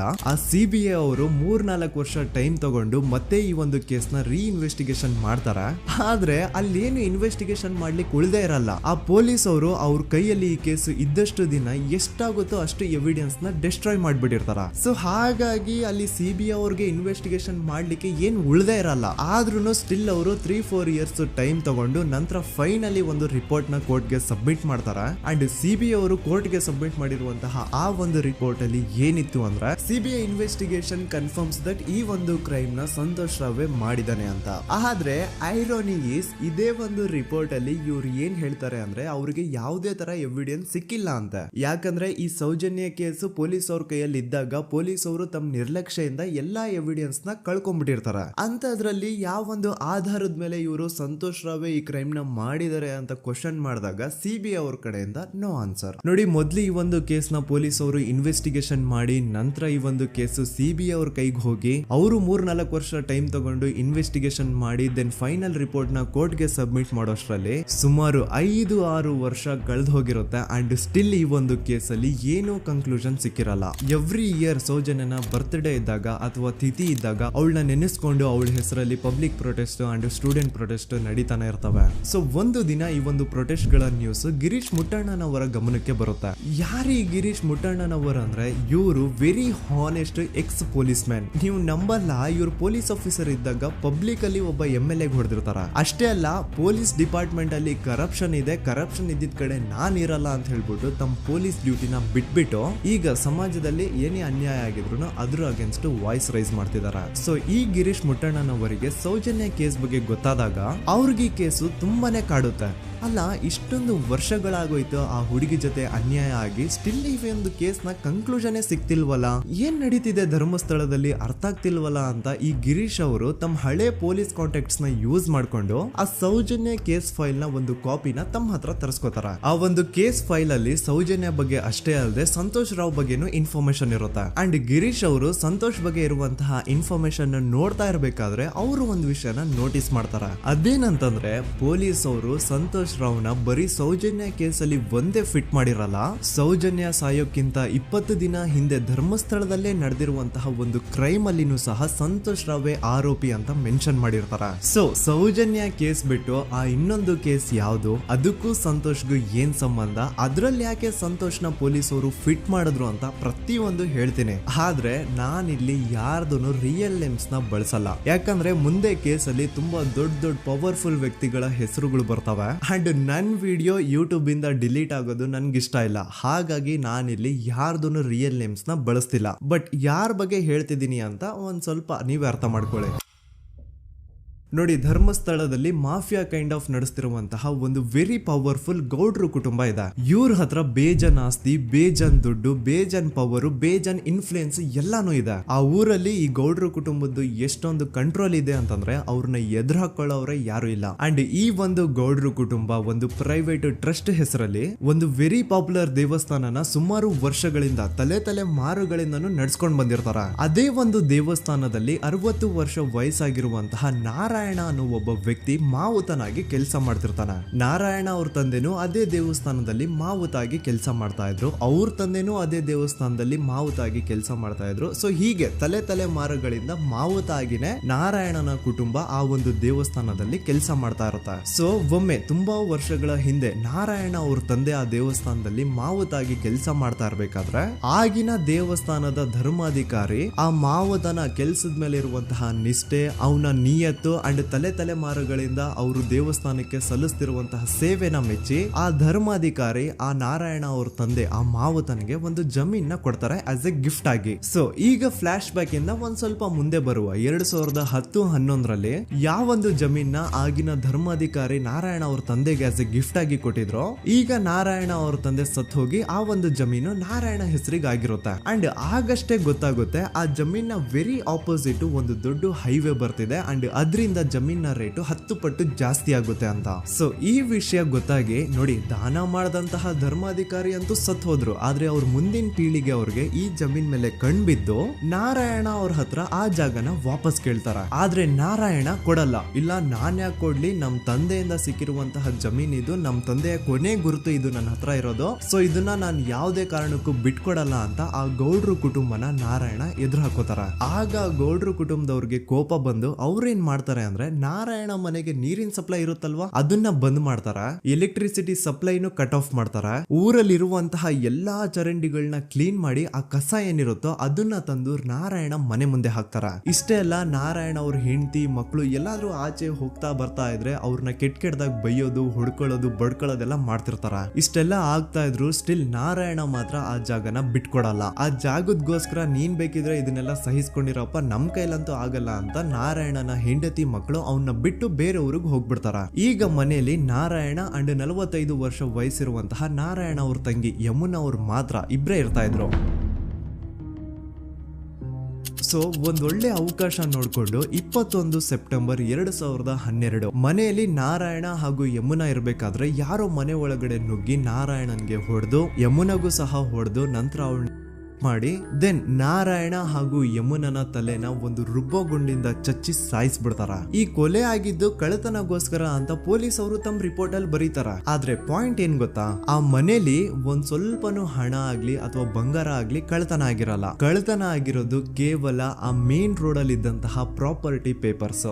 ಎಂತ ಕೋಇನ್ಸಿಡೆನ್ಸ್ ನೋಡಿ, ಯಾವ ಒಂದು ಜಮೀನಿನ ಪತ್ರ ನಾರಾಯಣ ಮನೆಯಿಂದ ಕಳ್ಳತನ ಆಗಿದ್ವೋ ಅದೇ ಒಂದು ಜಮೀನಲ್ಲಿ 10 ವರ್ಷ ಆದ ನಂತರ ಒಂದು ದೊಡ್ಡ ಹೋಟೆಲ್ ಸ್ಥಾಪನೆ ಆಗುತ್ತೆ ಅಂಡ್ ಆ ಹೋಟೆಲ್ ನ ಇನಾಗ್ರೇಷನ್ ಗೆ ಚಿಕ್ಕ ಗೌಡ್ರು ಬರ್ತಾರ. ಸೊ ಈಗೇನು ನಾರಾಯಣ ಹಾಗೂ ಯಮುನನ ಕೊಲೆ ಆಗಿದ್ಯೋ ಇದಾಗಿದ್ದು 20 ದಿನ ಆದ್ಮೇಲೆ ಸೌಜನ್ಯ ಜೊತೆ ಅಂತ ನಿರ್ದಯ ಘಟನೆ ಆಗಿದ್ದು. ಸೊ ಪೊಲೀಸ್ ಅವರು ಸೌಜನ್ಯ ಕೇಸಲ್ಲಿ ಸಂತೋಷ್ ರಾವ್ನ ಫಿಟ್ ಮಾಡೋದಲ್ದೆ ಈ ಒಂದು ನಾರಾಯಣ ಹಾಗೂ ಯಮುನಾ ಕೇಸಲ್ಲೂ ಸಹ ಸಂತೋಷ್ ರಾವ್ನೆ ಫಿಟ್ ಮಾಡಿರ್ತಾರ. ಇಲ್ಲಿ ಡೇಟ್ಸ್ ನ ಸ್ವಲ್ಪ ನೆನ್ಪಿಟ್ಕೊಳ್ಳಿ. ನಾರಾಯಣ ಹಾಗೂ ಯಮುನನ ಕೊಲೆ ಆಗಿದ್ದು 21 ಸೆಪ್ಟೆಂಬರ್ 2012 ಅಂಡ್ ಸಂತೋಷ್ ರಾವ್ ಧರ್ಮಸ್ಥಳ ಬಂದಿದ್ದು 9 ಅಕ್ಟೋಬರ್ 2012, 20 ದಿನ ಆದ್ಮೇಲೆ. ಸೊ ನಾರಾಯಣ ಹಾಗೂ ಯಮುನನ ಕೊಲೆ ಆದಾಗ ಊರಲ್ಲೇ ಇಲ್ದೆ ಎಲ್ಲೋ ಶೃಂಗೇರಿಯಲ್ಲಿ ಯಾವುದೋ ಒಂದು ಹೋಟೆಲ್ ಅಲ್ಲಿ ಕೆಲಸ ಮಾಡ್ತಿದ್ದಂತಹ ಸಂತೋಷ್ ರಾವ್ ಹೇಗೆ ಈ ಒಂದು ಕೇಸಲ್ಲಿ ಆರೋಪಿ ಆಗ್ತಾನೆ? ಸೊ ಇದೇ ಒಂದು ಪಾಯಿಂಟ್ ನ ನೋಟಿಸ್ ಮಾಡಿ ಗಿರೀಶ್ ಮುಟ್ಟಣ್ಣನವರು ಧರ್ಮಸ್ಥಳಕ್ಕೆ ಬಂದು ಸಂತೋಷ್ ನ ಲಾಯರ್ ಜೊತೆ ಡಿಸ್ಕಸ್ ಮಾಡ್ತಾರ. ದೆನ್ ಫೈನಲಿ ಏನೂ ತಪ್ಪು ಮಾಡದೆ ಸುಳ್ಳು ಆರೋಪಗಳಿಂದ ಕರಪ್ಟ್ ಪೊಲೀಸ್ ಆಫೀಸರ್ಸ್ ನ ಮಿಸ್ಲೀಡಿಂಗ್ ಇನ್ವೆಸ್ಟಿಗೇಷನ್ ಇಂದ ಸಂತೋಷ್ ರಾವ್ ತನ್ನ ಜೀವನದ 8-10 ವರ್ಷನ ಜೈಲಲ್ಲಿ ಕಳೆದು ಫೈನಲಿ ರಿಲೀಸ್ ಆಗ್ತಾನೆ. ಒಂಥರ ಈ ಕೇಸಿಂದ ಸಂತೋಷ್ ರಾವ್ನ ಇಡೀ ಲೈಫ್ ಸ್ಪಾಯ್ಲ್ ಆಗೋಯ್ತು. ಈಗ ಸಂತೋಷ್ ರಾವ್ ರಿಯಲ್ ಆರೋಪಿ ಅಲ್ಲ ಅಂತ ಕೋರ್ಟ್ ಅಲ್ಲಿ ಪ್ರೂವ್ ಆಯ್ತು. ಹಾಗಿದ್ರೆ ರಿಯಲ್ ಆರೋಪಿ ಯಾರು? ಪೊಲೀಸ್ ಅವರು ಯಾಕೆ ಕೇಸಲ್ಲಿ ಇಷ್ಟೊಂದು ಅನ್ಫೇರ್ ಇನ್ವೆಸ್ಟಿಗೇಷನ್ ಮಾಡಿದ್ರು? ಯಾರ ರಿಯಲ್ ಹೆಸರನ್ನ ಮುಚ್ಚಿಡ್ಲಿಕ್ಕೆ ಪೊಲೀಸ್ ಆಫೀಸರ್ಸ್ ಈ ಒಂದು ಕೇಸಲ್ಲಿ ಸಂತೋಷ್ ರಾವ್ನ ಸಿಗ್ಹಾಕ್ಸಿದ್ರು? ಇದೆಲ್ಲ ಥಿಂಕ್ ಮಾಡ್ತಾ ಹೋದ್ರೆ ನೋಡಿ ಆ ಊರಲ್ಲಿ ಆ ಪೊಲೀಸ್ ಆಫೀಸರ್ಸ್ಗೆ ಲಂಚ ಕೊಡೋಷ್ಟು, ಒಂದು ಪೊಲೀಸ್ ಇನ್ವೆಸ್ಟಿಗೇಷನ್ ನ ಸ್ಟಾಪ್ ಮಾಡೋಷ್ಟು ಅಥವಾ ಇನ್ವೆಸ್ಟಿಗೇಷನ್ ನ ಮಿಸ್ಲೀಡ್ ಮಾಡೋಷ್ಟು ಇನ್ಫ್ಲೂಯೆನ್ಸ್ ಆಗ್ಲಿ, ಪವರ್ ಆಗ್ಲಿ ಅಥವಾ ಮನಿ ಆಗ್ಲಿ ಊರಿನ ಗೌಡ್ರು ಹತ್ರ ಮಾತ್ರ ಇದ್ದಿದ್ದು. ಸೊ ಈಗ ಸಂಶಯದ ಮುಳ್ಳು ಗೌಡ್ರು ಕಡೆ ತಿರುಗುತ್ತಾ ನೋಡಿ. ಪೊಲೀಸ್ ಅವರು ಸುಮ್ನೆ ಸಂತೋಷ್ ರಾವ್ನ ನಾರಾಯಣ ಹಾಗೂ ಯಮುನಾ ಕೇಸಲ್ಲಿ ಫಿಟ್ ಮಾಡಿದ್ರು. ಈಗ ಆ ಒಂದು ಕೊಲೆ ಪ್ರಕರಣಕ್ಕೂ ಸಂತೋಷ್ ರಾವ್ಗೂ ಏನು ಸಂಬಂಧನೇ ಇರ್ಲಿಲ್ಲ. ಹಂಗೆ ಥಿಂಕ್ ಮಾಡಿ ನಾರಾಯಣ ಸತ್ರೆ ಅಥವಾ ಅವನ ತಂಗಿ ಯಮುನಾ ಸತ್ರೆ ಯಾರಿಗ ಅಡ್ವಾಂಟೇಜ್ ಆಗುತ್ತೆ? ಊರಿನ ಗೌಡ್ರಿಗೆ, ಯಾಕಂದ್ರೆ ಅವ್ರಿಗೆ ಜಮೀನ್ ಸಿಗುತ್ತಾ. ಸೊ ಈಗ ನಾರಾಯಣ ಹಾಗೂ ಯಮುನಾ ಕೇಸಲ್ಲಿ ಸಂತೋಷ್ ರಾವ್ ಆರೋಪಿ ಅಲ್ಲ ಅಂತ ಪ್ರೂವ್ ಆದ್ಮೇಲೆ ಹಾಗಿದ್ರೆ ಆ ಕೊಲೆ ಮಾಡ್ದವ್ರು ಯಾರು ಅಂತ ಹಾಗೆ ಥಿಂಕ್ ಮಾಡಿದ್ರೆ ಗಿರೀಶ್ ಮುಟ್ಟಣ್ಣನವರಿಗೆ ಆ ಊರಿನ ಗೌಡ್ರ ಮೇಲೆ ಡೌಟ್ ಬರುತ್ತೆ. ಅದೇ ಒಂದು ಡೌಟ್ ಅಲ್ಲಿ ಗಿರೀಶ್ ಮುಟ್ಟಣ್ಣನವರು ಮಹೇಶ್ ತಿಮ್ರೊಡ್ಡಿ ಅಂತ ಇನ್ನೊಬ್ರ ಜೊತೆ ಸೇರ್ಕೊಂಡು ಈ ಹಿಂದೆ ಆ ಒಂದು ಊರಲ್ಲಿ ಆ ಧರ್ಮಸ್ಥಳದಲ್ಲಿ ಈ ಊರಿನ ಗೌಡ್ರು ಯಾವ್ದ್ಯಾವ್ದೆಲ್ಲ ಕ್ರೈಮ್ಗಳು ಮಾಡಿದಾರೆ ಅಂತ ಊರಿನ ಜನರಿಂದ ತಿಳ್ಕೊತಾರ. ನಂತರ ಆ ಊರಿನ ಜನ ಯಾವ್ದ್ಯಾವ್ದೆಲ್ಲ ಮ್ಯಾಟರ್ಸ್ ಹೇಳಿದ್ರು ಆ ಕೇಸ್ ಫೈಲ್ಸ್ ನೆಲ್ಲ ತಿರುಗಿಸಿ ಮುರುಗಿಸಿ ನೋಡಿದಾಗ ನೀವು ನಂಬಲ್ಲ, ಸೌಜನ್ಯ ಕೇಸ್ ಏನೇನು ಅಲ್ಲ, ಅದಕ್ಕಿಂತ ಭೀಕರ ಕೊಲೆಗಳು ಧರ್ಮಸ್ಥಳದಲ್ಲಿ ಆಗಿವೆ. ಅಂಡ್ ಎಲ್ಲಾ ಕೊಲೆಗಳ ಹಿಂದೆ ಗೌಡ್ರು ಕುಟುಂಬದ್ದೇ ಕೈ ಇದೆ ಅಂತ ಎದ್ದು ಕಾಣಿಸುತ್ತೆ. 1977 ವೇದಾವಲ್ಲಿ ಕೇಸ್. ಅಂಡ್ ಈ ಒಂದು ಪ್ರೈವೇಟ್ ಸ್ಕೂಲು ಬೇರೆ ಯಾರ್ದು ಅಲ್ಲ, ಆ ಗೌಡ್ರು ಕುಟುಂಬದ. ಈ ಸ್ಕೂಲ್ ಅಲ್ಲಿ 1977 ಅಲ್ಲಿ ವೇದಾವಲ್ಲಿ ಅಂತ ಒಬ್ರು ಟೀಚರ್ ವರ್ಕ್ ಮಾಡ್ತಿರ್ತಾರ. ವೇದಾವಲ್ಲಿ ಆ ಟೀಚರ್ ಜಾಬ್ಗೆ ತುಂಬಾನೇ ಓವರ್ ಕ್ವಾಲಿಫೈಡ್. ಅವರ ಕ್ವಾಲಿಫಿಕೇಶನ್ಸ್ ನ ಗಮನದಲ್ಲಿ ಇಟ್ಕೊಂಡ್ರೆ ಅವ್ರಿಗೆ HM ಅಥವಾ ಪ್ರಿನ್ಸಿಪಲ್ ನ ಪೋಸ್ಟ್ ಸಿಗ್ಬೇಕು. ಆದ್ರೂ ಸಹ ವೇದಾವಲ್ಲಿ ಆಸ್ ಎ ಟೀಚರ್ ಆಗಿನೇ ಕೆಲಸ ಮಾಡ್ಕೊಂಡು ಹೋಗ್ತಿರ್ತಾರ. ಒಮ್ಮೆ ಏನಾಗುತ್ತೆ, ಸ್ಕೂಲ್ ಅಲ್ಲಿ ಪ್ರಿನ್ಸಿಪಲ್ ನ ಪೋಸ್ಟ್ ಖಾಲಿ ಆಗುತ್ತೆ. ಅಂಡ್ ಆ ಒಂದು ಪೋಸ್ಟ್ ಗೆ ಎಲ್ರು ಏನ್ ಅನ್ಕೊಳ್ತಾರೆ, ವೇದಾವಲ್ಲಿನೇ ಸೆಲೆಕ್ಟ್ ಮಾಡೋದು ಅಂತ. ಆದ್ರೆ ವೇದಾವಲ್ಲಿಯ ಕ್ಯಾಸ್ಟ್ ಬೇರೆ ಇದೆ ಅನ್ನೋ ಒಂದೇ ಒಂದು ಕಾರಣಕ್ಕೆ ಆ ಪ್ರಿನ್ಸಿಪಲ್ ನ ಪೋಸ್ಟ್ ವೇದಾವಲ್ಲಿಗೆ ಸಿಗದೆ ಬೇರೆ ಯಾರನ್ನೋ ತಂದು ಕೂರಿಸ್ಬಿಟ್ಟಿರ್ತಾರ. ಇದರಿಂದ ಟೀಚರ್ ವೇದಾವಲ್ಲಿಗೆ ತುಂಬಾ ಕೋಪ ಬಂದು ಅವ್ರ ಸ್ಕೂಲ್ ಮುಂದೆ ಪ್ರೊಟೆಸ್ಟ್ ಮಾಡೋದ್ ಸ್ಟಾರ್ಟ್ ಮಾಡ್ತಾರ. ಅಂಡ್ ಈ ವಿಷಯ ಸ್ಕೂಲ್ ನ ಓನರ್ಸ್ ಗೆ ಇಷ್ಟ ಆಗಲ್ಲ. ಸೊ ಅವರು ಆ ಕೋಪನ ಹಾಗೆ ಮನ್ಸಲ್ಲಿ ಇಟ್ಕೊಂಡಿರ್ತಾರ. ಒಮ್ಮೆ ಏನಾಗುತ್ತೆ, ಸ್ಕೂಲ್ ರಜೆ ಇರುತ್ತೆ, ವೇದಾವಲ್ಲಿ ಮನೇಲಿ ಇರ್ತಾರ. ಅಂಡ್ ಅವ್ರ ಹಸ್ಬೆಂಡ್ ಡಾಕ್ಟರ್ ಅರಳೆ ಅವ್ರಿಗೆ ಯಾವ್ದೋ ಬೇರೆ ಊರಲ್ಲಿ ಒಂದು ಕಾಲೇಜ್ ಅಲ್ಲಿ ಸೆಮಿನಾರ್ ಏನೋ ಇರುತ್ತೆ. ಸೊ ಅವರು ಅಲ್ಲಿಗೆ ಹೋಗಿರ್ತಾರೆ. ಈಗ ಮನೇಲಿ ಇರೋದು ವೇದಾವಲ್ಲಿ ಒಂದೇ. ಇದೇ ಒಂದು ಅವಕಾಶನ ನೋಡ್ಕೊಂಡು ಯಾರೋ ವೇದಾವಲ್ಲಿ ಅವ್ರ ಮನೆಗೆ ನುಗ್ಗಿ ವೇದಾವಲ್ಲಿಗೆ ಹೊಡೆದು ನಂತರ ಅವ್ರನ್ನ ಜೀವಂತವಾಗಿ ಸುಟ್ಬಿಡ್ತಾರ. ಸ್ವಲ್ಪ ಹೊತ್ತು ನಂತರ ರಾತ್ರಿ ಆಗ್ತಿದ್ದಂಗೆ ಡಾಕ್ಟರ್ ಅರಳೆ ಅವರು ಮನೆಗೆ ವಾಪಸ್ ಬರ್ತಾರೆ. ಅಂಡ್ ಮನೆ ಒಳಗಡೆ ಬಂದ್ ನೋಡಿದ್ರೆ ವೇದಾವಲ್ಲಿ ಅವರು ಸತ್ ಹೋಗಿ ಅವರ ಬಾಡಿ ಸುಟ್ ಹೋಗಿ ನೆಲದ ಮೇಲೆ ಬಿದ್ದಿದೆ. ಹೆಂಡತಿನ ಕಳ್ಕೊಂಡಿರುವಂತಹ ದುಃಖನ ಸೈಡ್ಗೆ ಇಟ್ಟು ಡಾಕ್ಟರ್ ಅರಳೆ ಅವರು ಮೊದ್ಲು ಪೊಲೀಸ್ ಸ್ಟೇಷನ್ ಹೋಗ್ಬಿಟ್ಟು ನಮ್ ಮನೆಗೆ ನಾನು ಇಲ್ದೇ ಇರುವಂತಹ ಸಮಯನ ನೋಡ್ಕೊಂಡು ಯಾರೋ ಮನೆ ಒಳಗಡೆ ನುಗ್ಗಿ ನನ್ನ ಹೆಂಡತಿನ ಹೊಡೆದು ನಂತರ ಅವಳನ್ನ ತುಂಬಾ ಭೀಕರವಾಗಿ ಸಾಯಿಸಿದರೆ ಅಂತ ಪೊಲೀಸ್ ಅವ್ರಿಗೆ ರಿಪೋರ್ಟ್ ಕೊಡಕ್ ಹೋದ್ರೆ ಅಲ್ಲಿ ಪೊಲೀಸ್ ಅವರು ಉಲ್ಟಾ ಡಾಕ್ಟರ್ ಅರಳೆ ಮೇಲೆನೆ FIR ಬರ್ದು ನೀನೇ ನಿನ್ ಹೆಂಡತಿನ ಸಾಯಿಸಿದ್ಯಾ, ನಾಟಕ ಮಾಡಬೇಡ ಅಂತ ಅವ್ರನ್ನೇ ಅರೆಸ್ಟ್ ಮಾಡ್ಬಿಡ್ತಾರ. ನಂತರ 2-3 ವರ್ಷ ಜೈಲಲ್ಲೇ ಇದ್ದು ಡಾಕ್ಟರ್ ಅರಳೆ ಅವರು ತಮ್ಮ ಫ್ರೆಂಡ್ಸ್ ಅಂಡ್ ಫ್ಯಾಮಿಲಿ ಮೂಲಕ ಎವಿಡೆನ್ಸ್ ನೆಲ್ಲ ಕಲೆಕ್ಟ್ ಮಾಡಿಸಿ ತಾನ ಕೊಲೆನ ಮಾಡಿಲ್ಲ, ತಾನ್ ತನ್ನ ಹೆಂಡತಿನ ಸಾಯಿಸಿಲ್ಲ ಅಂತ ಕೋರ್ಟ್ ಅಲ್ಲಿ ಪ್ರೂವ್ ಮಾಡ್ಕೊಂಡು ಜೈಲಿಂದ ರಿಲೀಸ್ ಆಗ್ತಾರ. ಸೊ ಈಗ ಡಾಕ್ಟರ್ ಅರಳೆ ಅವರು ಈ ಒಂದು ಕ್ರೈಮ್ ನ ಮಾಡಿಲ್ಲ ಅಂತಂದ್ರೆ ವೇದಾವಲ್ಲಿನ ಅಷ್ಟು ಭೀಕರವಾಗಿ ಸಾಯಿಸಿದವ್ರು ಯಾರು, ಈ ವಿಷಯ ಇವತ್ತಿನವರೆಗೂ ಗೊತ್ತಾಗಿಲ್ಲ. 1986 ಅಲ್ಲಿ ನಡೆದಂತಹ ಪದ್ಮಲತಾ ಕೇಸ್. ಪದ್ಮಲತಾ ಅವ್ರ ತಂದೆ ಕಮ್ಯುನಿಸ್ಟ್ ಪಾರ್ಟಿನ ಲೀಡರ್ ಇರ್ತಾರೆ. ಅವ್ರ ರಿಯಲ್ ನೇಮ್ ಏನು ಅಂತ ನಮಗ್ ಗೊತ್ತಾಗಿಲ್ಲ, ಬಟ್ ಈ ವಿಡಿಯೋದಲ್ಲಿ ಅವ್ರ ಹೆಸರು ಲಕ್ಷ್ಮಣ್ ಅಂತ ಅನ್ಕೊಳ್ಳಿ. ಸೊ ಕಮ್ಯುನಿಸ್ಟ್ ಪಾರ್ಟಿನ ಲೀಡರ್ ಇರುವಂತಹ ಲಕ್ಷ್ಮಣ್ ಅವ್ರಿಗೆ ಊರಲ್ಲಿ ತುಂಬಾನೇ ಸಪೋರ್ಟ್ ಇರುತ್ತೆ. ಊರಿನ ಜನರ ಫೇವ್ರೇಟ್ ಇರ್ತಾರೆ ಇವರು. ಅಂಡ್ ಅದೇ ವರ್ಷ ಅಂದ್ರೆ 1986 ಅಲ್ಲಿ ಪಂಚಾಯತ್ ಎಲೆಕ್ಷನ್ ಬೇರೆ ಇರುತ್ತೆ. ಅಂಡ್ ಎಲ್ರಿಗೂ ಗೊತ್ತಿತ್ತು ಲಕ್ಷ್ಮಣೆ ಗೆಲ್ಲೋದು ಅಂತ. ಆ ಪಂಚಾಯತ್ ಎಲೆಕ್ಷನ್ ಅಲ್ಲಿ ಲಕ್ಷ್ಮಣ್ಣ ಆಪೋಸಿಟ್ ಗೌಡ್ರಿಗೆ ತುಂಬಾ ಬೇಕಾಗಿರೋರು ಒಬ್ರು ನಿಂತಿರ್ತಾರ. ಅಂಡ್ ಅವ್ರಿಗೂ ಗೊತ್ತಿತ್ತು ಎಲೆಕ್ಷನ್ ಏನಾದ್ರು ಆದ್ರೆ ಲಕ್ಷ್ಮಣ ಎಲೆಕ್ಷನ್ ಅಲ್ಲಿ ಗೆಲ್ಲೋದು ಅಂತ. ಸೊ ಎಲ್ಲಿ ಸೋತೋಗ್ಬಿಡ್ತೀವೋ ಅನ್ನೋ ಭಯಕ್ಕೆ ಆ ಗೌಡ್ರು ಕಡೆ ಅವ್ರು ಏನ್ ಮಾಡ್ತಾರೆ, ಲಕ್ಷ್ಮಣ್ಣ ಅಪ್ರೋಚ್ ಮಾಡಿ ಮುಚ್ಕೊಂಡು ಈ ಪಂಚಾಯತ್ ಎಲೆಕ್ಷನ್ ಅಲ್ಲಿ ನಿನ್ ನಾಮಿನೇಷನ್ ನ ಕ್ಯಾನ್ಸಲ್ ಮಾಡು ಅಂತ ವಾರ್ನಿಂಗ್ ಕೊಡ್ತಾರ. ಆದ್ರೆ ಲಕ್ಷ್ಮಣ್ ಅವರು ಅಂಜದೆ ನೀವ್ ಏನ್ ಮಾಡ್ತಿರೋ ಮಾಡ್ಕೊಳ್ರಿ, ಆದ್ರೆ ನಾನ್ ಮಾತ್ರ ನಾಮಿನೇಷನ್ ನ ಕ್ಯಾನ್ಸಲ್ ಮಾಡಲ್ಲ ಅಂತ ಆ ಗೌಡ್ರು ಕುಟುಂಬನ ಎದುರು ಹಾಕೋತಾರ. ದೆನ್ ಎಂತ ಕೋಇನ್ಸಿಡೆನ್ಸ್ ನೋಡಿ, ನೆಕ್ಸ್ಟ್ ಡೇನೆ ಲಕ್ಷ್ಮಣ್ ಅವ್ರ ಮಗಳು ಪದ್ಮಲತಾ ಕಿಡ್ನಾಪ್ ಆಗ್ತಾಳ. ಸುಮಾರು 56 ದಿನ ಅವಳನ್ನ ಯಾರೋ ಕಿಡ್ನಾಪ್ ಮಾಡ್ತಾರೆ. ಅಂಡ್ ಆ 56 ದಿನ ಡೈಲಿ ಅವಳನ್ನ ಶೋಷಣೆ ಕೂಡ ಮಾಡ್ತಾರ. ನಂತರ 56 ದಿನ ಆದ್ಮೇಲೆ ಪದ್ಮಲತನ ಬಾಡಿ ನೇತ್ರಾವತಿ ನದಿಲಿ ತೇಲ್ತಾ ಸಿಗುತ್ತಾ. ಆಸ್ ಎಕ್ಸ್ಪೆಕ್ಟೆಡ್ ಈ ಕೇಸಲ್ಲೂ ಪೊಲೀಸ್ ಅವ್ರ ಕಡೆಯಿಂದ ಪ್ರಾಪರ್ ಇನ್ವೆಸ್ಟಿಗೇಷನ್ ಆಗಲ್ಲ. ಅಂಡ್ ಯಾರ್ ಪದ್ಮಲತನ ಕಿಡ್ನಾಪ್ ಮಾಡಿದ್ರು, ಯಾರು ಅವಳನ್ನ 15 ದಿನವರೆಗೂ ಶೋಷಣೆ ಮಾಡಿ ನಂತರ ಅವಳನ್ನ ಅಷ್ಟು ಭೀಕರವಾಗಿ ಸಾಯಿಸಿದ್ರು ಅಂತ ಇವತ್ತಿನ ದಿನದವರೆಗೂ ಗೊತ್ತಾಗಿಲ್ಲ.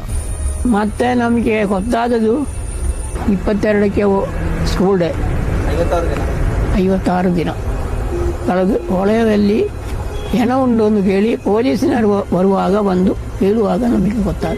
ಅವರು ನನ್ನನ್ನು ಕರ್ಕೊಂಡು ಹೋಗಿ ಅಲ್ಲಿ ಹೋಗಿವೆ.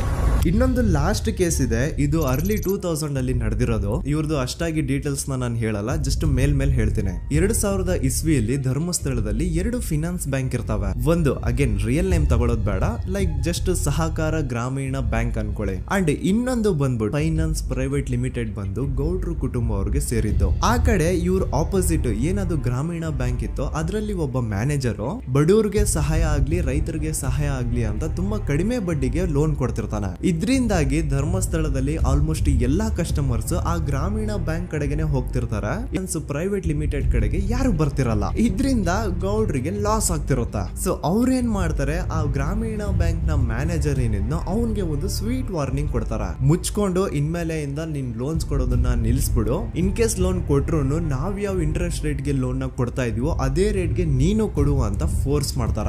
ಆದ್ರೆ ಆ ಗ್ರಾಮೀಣ ಬ್ಯಾಂಕ್ ನ ಮ್ಯಾನೇಜರ್ ಇದ್ಯಾವುದನ್ನು ಕಿವಿಗೆ ಹಾಕೊಳ್ಳಾರ್ದೆ ಅವನ್ ಕೆಲಸ ಅವ್ನ್ ಮಾಡ್ಕೊಂಡು ಹೋಗ್ತಾನ.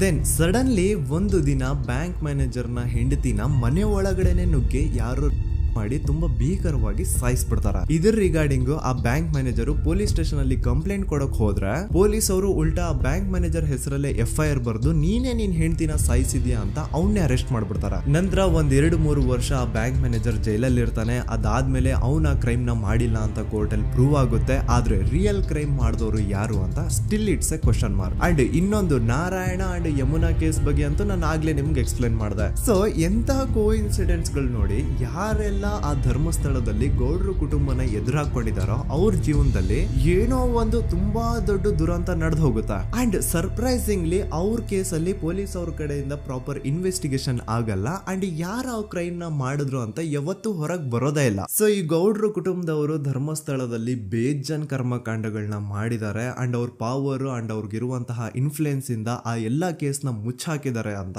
ಮಹೇಶ್ ಹಾಗೂ ಗಿರೀಶ್ ಮುಟ್ಟಣ್ಣನವರ ಹೇಳಿಕೆ ಆಗಿದೆ. ಸೊ ಗೌಡ್ರು ಫ್ಯಾಮಿಲಿನ ಟ್ರ್ಯಾಕ್ ರೆಕಾರ್ಡ್ ನೋಡಿದ್ರೆ ಧರ್ಮಸ್ಥಳದಲ್ಲಿ ಒಂದು ಹುಡುಗಿನ ರೇಪ್ ಅಂಡ್ ಮರ್ಡರ್ ಮಾಡಿ ದೆನ್ ಪೊಲೀಸ್ ಅವ್ರಿಗೆ ಲಂಚ ಕೊಟ್ಟು ಇನ್ವೆಸ್ಟಿಗೇಷನ್ ನ ಮಿಸ್ಲೀಡ್ ಮಾಡೋಷ್ಟು ಪವರ್ ಇನ್ಫ್ಲೂಯೆನ್ಸ್ ಈ ಗೌಡ್ರು ಕುಟುಂಬಕ್ಕೆ ಮಾತ್ರ ಇರೋದು. ಈಗ ಸಂತೋಷ್ ರಾವ್ ಅಂತೂ ಸೌಜನ್ಯ ಕೇಸಲ್ಲಿ ಆರೋಪಿ ಅಲ್ಲ ಅಂತ ಪ್ರೂವ್ ಆಯ್ತು. ಹಾಗಿದ್ರೆ ರಿಯಲ್ ಆರೋಪಿ ಯಾರು? ನೆನಪು ಮಾಡ್ಕೊಳ್ಳಿ, 11 ಅಕ್ಟೋಬರ್ 2012 ಸಂಜೆ 5 ಗಂಟೆ ಹಾಗೆ ಬಾಹುಬಲಿ ಬೆಟ್ಟದಲ್ಲಿ ಸಂತೋಷ್ ರಾವ್ ತನ್ನ ಪಾಡಿಗೆ ತಾನು ಸೀನರೀಸ್ ನ ಎಂಜಾಯ್ ಮಾಡ್ಕೊಂಡು ಸುಮ್ನೆ ಕೂತಿರ್ಬೇಕಾದ್ರೆ ಅವನ ಹತ್ರ 5 ಜನ ಕಿಡಿಗೇಡಿಗಳು ಬಂದು ಜಗಳ ತೆಗಿತಾರ. ಆ 5 ಜನ ಕಿಡಿಗೇಡಿಗಳು ಯಾರು ಅಂತ ನಾನು ಇಲ್ಲಿವರೆಗೂ ನಿಮ್ಗೆ ಹೇಳಿಲ್ಲ. ಸೊ ಅವರು ಬೇರೆ ಯಾರು ಅಲ್ಲ, ಚಿಕ್ಕ ಗೌಡ್ರು ಮಗ ನಿಶಾಂತ್ ಜೈನ್ ನ ವೆರಿ ಕ್ಲೋಸ್ ಫ್ರೆಂಡ್ಸ್. ಅವ್ರು ದಣಿ ಮಾಡಿರುವಂತಹ ಕ್ರೈಮ್ ಅಲ್ಲಿ ಬೇರೆ ಯಾರನ್ನಾದ್ರೂ ಸಿಗಿಸ್ಬೇಕಲ್ಲ ಅಂತ ಇವ್ರು ಬಕ್ರ ಹುಡುಕ್ತಾ ಇರ್ಬೇಕಾದ್ರೆ ಆಗ ಇವ್ರಿಗೆ ಸಿಗೋದೆ ಸಂತೋಷ್ ರಾವ್. ಅಗೇನ್ ಇನ್ನೊಂದು ಎಂತ ಕೋಇನ್ಸಿಡೆನ್ಸ್ ನೋಡಿ, ಸಂತೋಷ್ ರಾವ್ ಸೌಜನ್ಯ ಕೇಸಲ್ಲಿ ಅರೆಸ್ಟ್ ಆದ ನಂತರ ಚಿಕ್ಕ ಗೌಡ್ರು ಮಗ ನಿಶಾಂತ್ ಜೈನ್ ದೇಶನೇ ಬಿಟ್ಟು ಹೋಗ್ಬಿಡ್ತಾನ. ಈ ಕೇಸಲ್ಲಿ ಚಿಕ್ಕ ಗೌಡ್ರು ಮಗ ಇನ್ವಾಲ್ವ್ಮೆಂಟ್ ಇದೆ ಅಂತ ಯಾರಿಗೂ ಡೌಟೇ ಬರ್ತಾ ಇರ್ಲಿಲ್ಲ. ಡೌಟ್ ಯಾವಾಗ ಬಂತು ಅಂದ್ರೆ ಆ 5 ಜನ ಕಿಡಿಗೇಡಿಗಳು ಯಾರು ಸಂತೋಷ್ನ ಈ ಒಂದು ಕೇಸಲ್ಲಿ ಸಿಗಾಕ್ಸಿದ್ರು ಆ 5 ಜನರಲ್ಲಿ ಒಬ್ಬ ರವಿ ಪೂಜಾರಿ ಅಂತಾನು ಇರ್ತಾನೆ.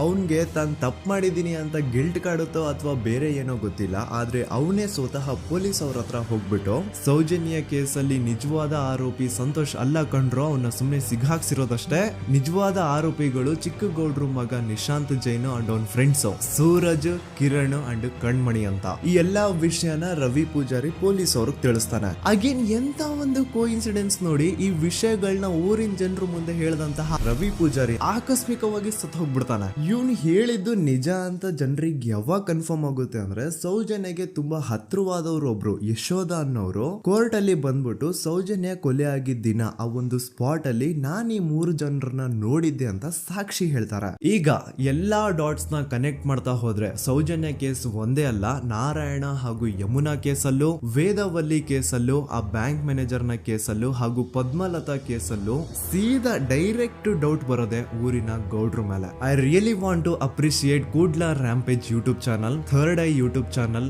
ಗಿರೀಶ್ ಮುಟ್ಟಣ್ಣನವರು ಸರ್ ಹಾಗೂ ಮಹೇಶ್ ಅವರು ಅಂಡ್ ಆಲ್ ಅದರ್ಸ್. ಇವರ ಕಾನ್ಸ್ಟೆಂಟ್ ಎಫರ್ಟ್ಸ್ ಇಂದಾನೆ ಸತ್ಯ ಏನಂತ 1 by 1 ಹೊರಗೆ ಬರ್ತಿದೆ and they are trying their level best to catch real criminals. At present Soujanya case ಬಗ್ಗೆ ಅಪ್ಡೇಟ್ ಏನು ಅಂತಂದ್ರೆ ಹೈಕೋರ್ಟ್ ವರೆಗೂ ಈ ಒಂದು ಕೇಸ್ ಹೋಗಿದೆ ಅಂಡ್ ಈ ಕೇಸಲ್ಲಿ ಈಗ ಇನ್ನೊಮ್ಮೆ ಮತ್ತೆ ಫ್ರೆಶ್ ಆಗಿ ರೀಇನ್ವೆಸ್ಟಿಗೇಷನ್ ಸ್ಟಾರ್ಟ್ ಆಗಬೇಕು ಅಂತ ಹೋರಾಟ ನಡೀತಿದೆ. ಸೊ ದೂತ ಪ್ರಜೆಗಳೇ, ಇದಾಗಿತ್ತು ಸೌಜನ್ಯ ಕೇಸ್ ಬಗ್ಗೆ ನಮ್ಮ ಒಂದು ಡೀಟೇಲ್ಡ್ ವಿಡಿಯೋ. ಈ ವಿಡಿಯೋದಲ್ಲಿ ನನ್ನಿಂದ ಎಲ್ಲಾದ್ರೂ ಏನಾದ್ರೂ ಚಿಕ್ಕ ಪುಟ್ಟ ಇನ್ಫಾರ್ಮೇಶನ್ ಮಿಸ್ ಆಗಿದ್ರೆ ಅಥವಾ ಮಿಸ್ಟೇಕ್ ಆಗಿದ್ರೆ ಅದನ್ನ ದಯವಿಟ್ಟು ಕಮೆಂಟ್ ಸೆಕ್ಷನ್ ಅಲ್ಲಿ ಹೈಲೈಟ್ ಮಾಡಿ. ಈ ವಿಡಿಯೋ ಯಾವಾಗ ಯೂಟ್ಯೂಬ್ ಇಂದ ಡಿಲೀಟ್ ಆಗುತ್ತೋ ನನ್ಗಂತೂ ಗೊತ್ತಿಲ್ಲ. ಸೊ ಪ್ಲೀಸ್ ಆದಷ್ಟು ಬೇಗ ಇದನ್ನ ಎಲ್ಲಾ ಕಡೆ ಶೇರ್ ಮಾಡಿ. ಓಕೆ ಪ್ರಜೆಗಳೇ, ಇವತ್ತಿಗಿಷ್ಟು ಸಾಕು ಅನ್ಕೊಳ್ತೀನಿ. ನಾನು ನಿಮ್ಮ ದೂತ ಸಮೀರ್ MD. ಮತ್ತೆ ಸಿಗ್ತೀನಿ ನೆಕ್ಸ್ಟ್ ವಿಡಿಯೋದಲ್ಲಿ.